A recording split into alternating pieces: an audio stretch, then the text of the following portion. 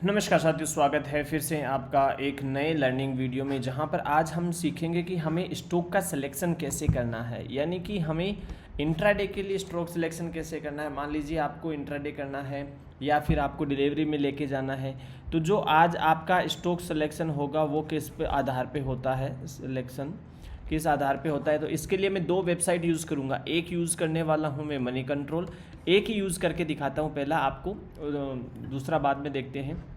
तो हम क्या करते हैं, मनी कंट्रोल की साइट पे चलते हैं। जैसे ही हम मनी कंट्रोल के इस पर आएंगे तो हम लोग इधर आते हैं। ये एडवांस एंड डिक्लाइन 9:15 पे आपको चेक करना है। और इस तरफ क्या करना है, आपको यहाँ पर ये देखना है कि ये जो कौन सा सेक्टर है इसमें, Nifty 50, bank Nifty mid cap Nifty, next 50, 100, 200, 500, small cap, mid cap, सब के सब है। इसमें सबसे ज़्यादा आज बाइंग किस में चल रही है, कौन सा ग्रीन जोन में सबसे ज़्यादा अच्छे लेवल पर है, ये आपको यहाँ पर दिखा देगा और यहाँ पर हीट मैप दिखाएगा। तो आप यहाँ देखो, आज जो सबसे अच्छे लेवल पर स्मॉल कैप के कुछ स्टॉक्स हैं और उसके बाद निफ्टी 500 के स्टॉक्स हैं और मिड कैप के कुछ स्टॉक हैं। तो हम लोग क्या करते हैं, मिड कैप के कुछ स्टॉक्स हैं उनको देखते हैं। अब यहाँ देखो, आप कहीं जाने की ज़रूरत नहीं है।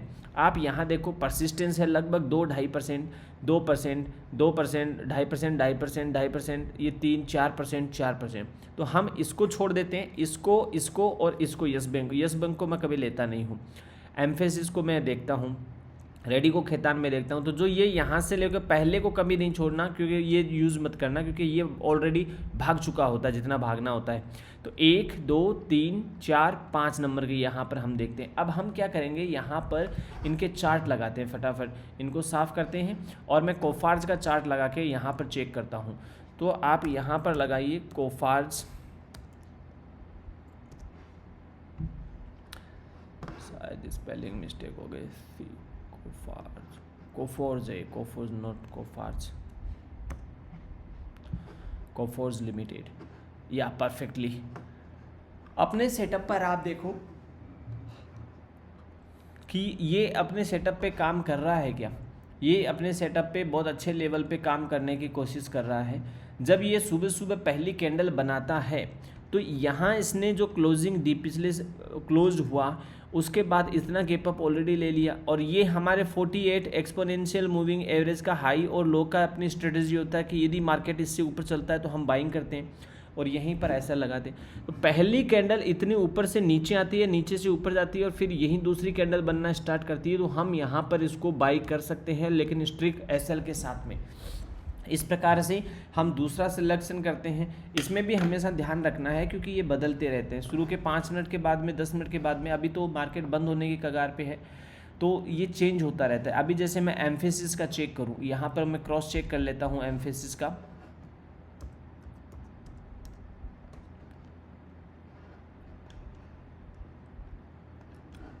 ये देखिए, यहाँ पर भी एम्फेसिस है, वो भी अपने इसी लेवल पे है, लेकिन यहाँ से लेकर यहाँ तक इसने ऑलरेडी एक गैप अप लिया, ऊपर से नीचे आया, नीचे से ऊपर आके पूरे दिन सस्टेन किया, क्योंकि मार्केट में आज मूवमेंट नहीं है अपसाइड में।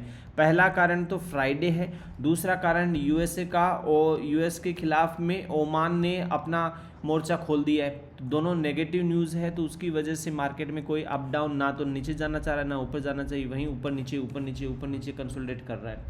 इसलिए आपको ये भी देखना पड़ेगा। अब मान लो आप चाहते हो कि मैं, ये 2-3 मिनट की प्रोसेसिंग होती है जो कि आपको देखना है।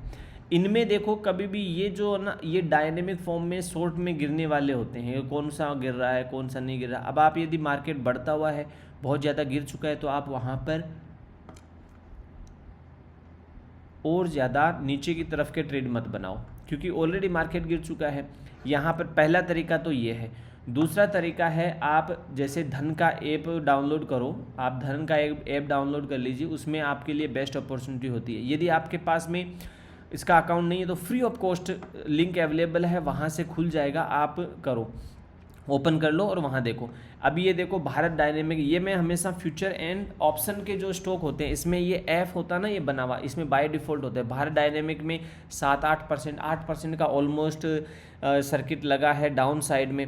MCX में लगा है, PNB हाउसिंग फाइनेंस है, स्विगी है, FB। ये कौन से हैं स्टॉक्स, ये वो ग्लेनमार्क फार्मा है जो पहले कुछ दिनों के लिए भाग रहे थे, जम के भाग रहे थे अच्छे खासे, लेकिन इन दिनों में ये नहीं भागे हैं।